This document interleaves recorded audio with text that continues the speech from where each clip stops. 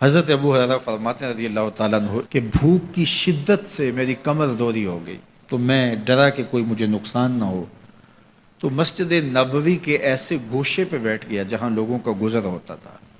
میرا خیال یہ تھا کہ کوئی شخص مجھے دیکھے گا اور دیکھ کر کے پہچان جائے گا کہ مسئلہ کیا ہے، لیکن جو بھی گزرتا سلام کر کے چلا جاتا، شاید اسے جلدی ہوتی، یا پھر ہستی پلکوں کے نیچے غم بھی پلتے ہیں، مگر کون دیکھتا ہے اتنی گہرائی میں۔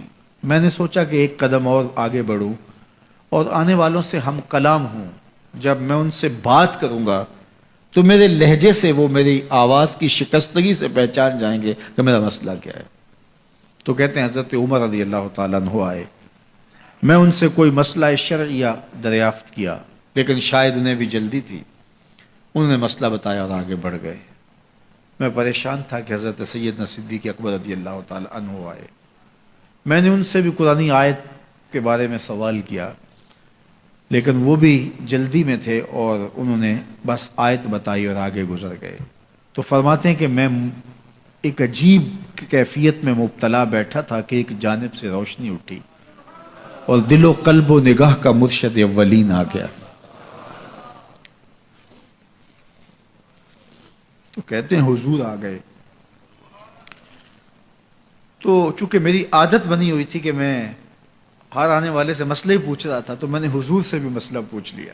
تو حضور نے میری جانب دیکھا اور پھر زیر لب مسکراتے ہوئے بولے، ابو ہریرہ بھوک لگی ہوئی ہے؟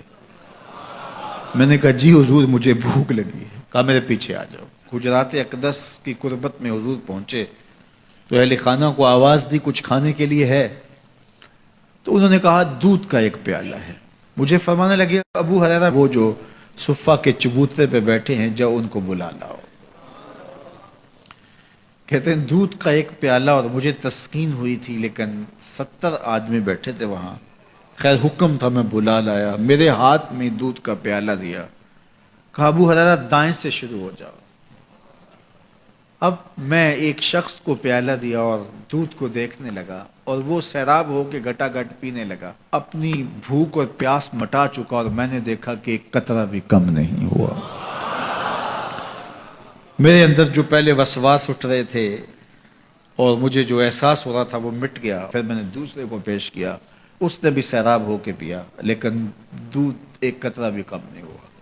پھر میں نے تیسرے کو دیا، چوتھے کو دیا، 70 آدمی دودھ پی گئے، لیکن دودھ میں سے ایک قطرہ بھی کم نہیں ہوا۔ لگتا تھا رب نے اس دودھ کا تعلق حوض کوثر سے جوڑ دیا۔ تو حضور نے فرمایا ابو ہریرہ، میں نے کہا جی حضور۔ فرمایا کون باقی؟ میں نے کہا حضور ایک آپ باقی اور ایک میں باقی۔ تو فرمایا اب تم پیو۔ تو کہا کہ میں نے دودھ پیا اور خوب سیراب ہو کے پیا۔ حضور نے فرمایا اور پیو، میں نے اور پیا۔ پھر فرمایا اور پیو۔ میں نے کہا مجھے قسم ہے اس ذات کی جس نے آپ کو حق کے ساتھ مبعوث کیا ہے، میرے میں ایک قطرے کی گنجائش بھی نہیں ہے۔ حضور نے میرے ہاتھ سے دودھ لیا اور خود نوش جاں کرتے ہوئے فرمایا ساقی القوم آخرہم شربا، قوم کا جو ساقی ہوتا ہے وہ آخر میں پیتا ہے۔ تو دودھ کا ایک پیالہ 72 لوگوں کے لیے کافی ہو گیا۔ یہ صحیح حدیث کے اندر حضور کا معجزہ موجود ہے، آپ نے بارہا علماء سے سنا۔ لیکن اس تربیتی عمل سے بھی کبھی غافل نہ ہونا کہ 2 جہاں کا سردار ہے اور 71 آدمیوں کا جوٹا نوش جاں کر رہا ہے۔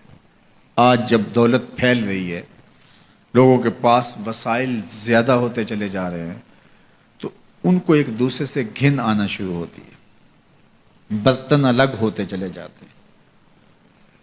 کسی زمانے میں تمام افراد ایک ہی برتن میں بیٹھ کے کھاتے تھے۔ پہلے یہ ہوتا تھا ایک گلی میں 2 امیر رہتے تھے، 4 غریب رہتے تھے، 2-3 مخیر حضرات اور جو ہے وہ کچھ متوسط لوگ رہتے تھے، اور ایک چھوٹا سا کنبہ اور قبیلہ ہوتا تھا، اور وہ ایک دوسرے کی ضرورتوں کا خیال رکھتے تھے۔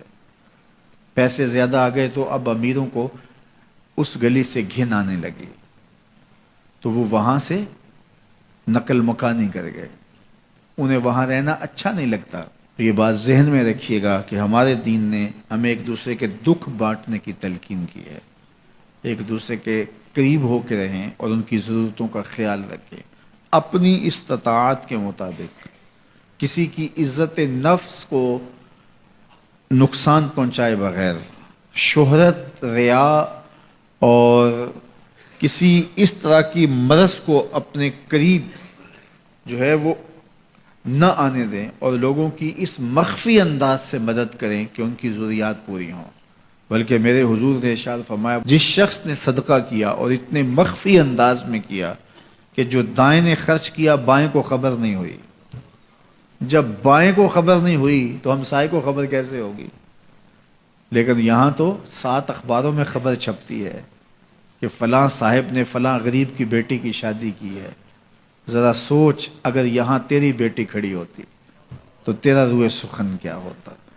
لوگوں کی غربت کا مذاق نہ اڑاؤ، لوگوں کے جذبات سے کھیلو نہ۔ اللہ نے اگر آپ کو کچھ عطا کیا ہے تو پھر لوگوں کی ضرورتوں کو پورا کرو، لیکن ان کے جذبات سے مت کھیلو اور لوگوں کی ضرورتوں کا پورا خیال رکھو۔